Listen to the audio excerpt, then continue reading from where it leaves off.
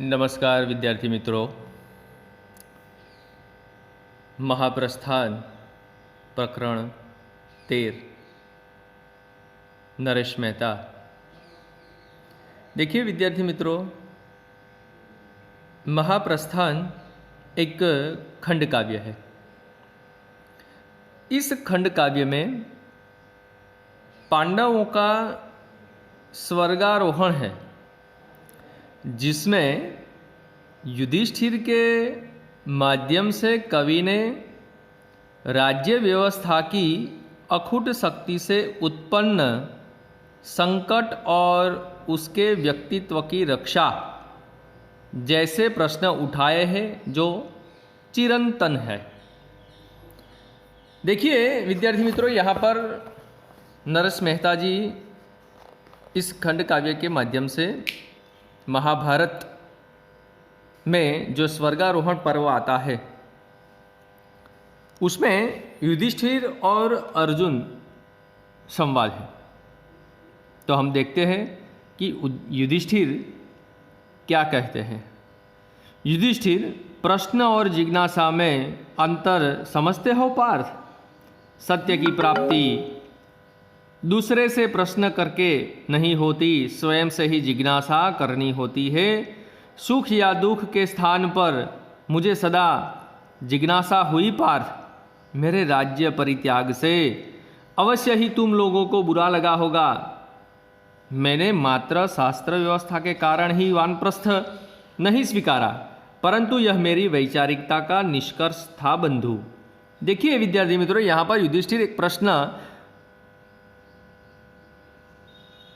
उद्भव होता है और जिज्ञासा में अंतर, प्रश्न और जिज्ञासा में अंतर समझते हो पार्थ? पार्थ यानी अर्जुन, जो अर्जुन का दूसरा नाम है, कि सत्य की प्राप्ति के लिए स्वयं से ही जिज्ञासा करनी होती है। सुख या दुख के स्थान पर मुझे सदा जिज्ञासा हुई है पार्थ।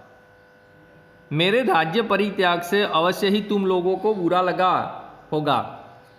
मैंने मात्र शास्त्र व्यवस्था के कारण ही वानप्रस्थ नहीं स्वीकारा, परंतु यह मेरी वैचारिकता का निष्कर्ष था बंधु, यानी कि भाई। अर्जुन कहता है, कैसा निष्कर्ष? युधिष्ठिर आगे जवाब देते हैं कि वस्तुओं से हीन होते जाने का अर्थ है व्यक्तित्व से संपन्न होते जाना। युद्ध, राज्य, साम्राज्य, संपदा, संबंध, इन सब की सीमाएं हैं पार्थ। ये ही वे कुचक्र है जिन्हें व्यक्ति अपने चारों ओर बुन लेता है और फिर कभी इस सफलता की सुगंध के परिवृत्त से बाहर आना नहीं चाहता। ये वस्तुएं, ये सफलताएं एक दिन उसका पर्याय बन जाती है। वस्तुओं और सफलताओं के माध्यम से अमरता प्राप्त करने को ही तो तुम पुरुषार्थ और संकल्प करते हो। प्रश्नार्थ चिन्ह। देखिए विद्यार्थी मित्रों, यहाँ पर युधिष्ठिर कहते हैं कि ये युद्ध, राज्य, साम्राज्य, संपदा, संबंध, इन सब की सीमाएं होती है पार्थ। ये सब कुचक्र है जिन्हें व्यक्ति अपने चारों ओर बुन लेता है और उनमें से मकड़ी के जाले में जो फंस जाता है वो कभी बाहर नहीं निकलता। उस तरह हम भी उस जाले में फंस जाते हैं। ये दुर्ग, प्रासाद, स्मृति भवन, चारण प्रशस्तियाँ, ये झूठे इतिहास वाले शिलालेख व्यक्ति को अमरता देंगे पार्थ? जड़ जड़ का ही प्रतिनिधित्व कर सकता है, चेतन का नहीं। तुम्हें बारंबार कचोटती है अपनी व्यवस्था की, तुम अपमानित किए गए, तुम्हारे सत्व का हनन किया गया। न्याय प्राप्ति के लिए तुम्हें संघर्ष करना पड़ा, पर पार्थ कभी उन विचारहारा साधारण जनों के बारे में सोचो जो सदा अपमानित होते रहे हैं, जिनके सत्व का अपहरण ही हमारे ये दीप्तित साम्राज्य है। अन्याय के अभ्यस्त वे नहीं जानते कि न्याय भी कुछ होता है। प्रत्येक युद्ध जिसमें एक राज्य जन्म लेता है, कितनी स्त्रियों को विधवा और बच्चों को अनाथ कर जाता है, और वे जीवन संघर्ष में दिशाहीन खो जाने के लिए बाध्य हो जाते हैं। सव्यसाची, देखिए सव्यसाची अर्जुन का दूसरा नाम है, यानी कि दोनों हाथ से बाण चलाने में पारंगत, बे हाथी बाण चलावा पारंगत यानी सव्यसाची कहवाय। तुम्हारे कृष्ण ने ही तो कहा था युद्ध के उपरांत समाज में वर्ण संकरता बढ़ जाती है। देखिए ये युद्ध एक व्यवस्था है, नए राज्य की प्राप्ति यहाँ पर होती है, लेकिन जो युद्ध से दूसरा राज्य खड़ा होता है उस समाज में वर्ण संकरता बढ़ जाती है। वर्ण संकरता यानी कि कोई वर्ण एक हो ही नहीं सकता, एक वर्ण का दूसरे वर्ण में विलीन हो जाना। उस दिन की कल्पना जब इस पृथ्वी पर कुल गोत्रहीन वर्ण संकरता ही विचरण करेगी। देखिए युधिष्ठिर कहता है, युधिष्ठिर जी कहते हैं कि आगे जाके इस पृथ्वी पर कोई कुल गोत्र नहीं होगा, तो बचेगा क्या? वर्ण संकरता ही। उस दिन इस ऐतिहासिक कुष्ठता का कौन उत्तरदायी होगा अर्जुन? कौन उत्तरदायी होगा? देखिए विद्यार्थी मित्रों, यहां पर युधिष्ठिर जी अर्जुन से कहते हैं कि इसका जवाबदार कौन है इस युद्ध का?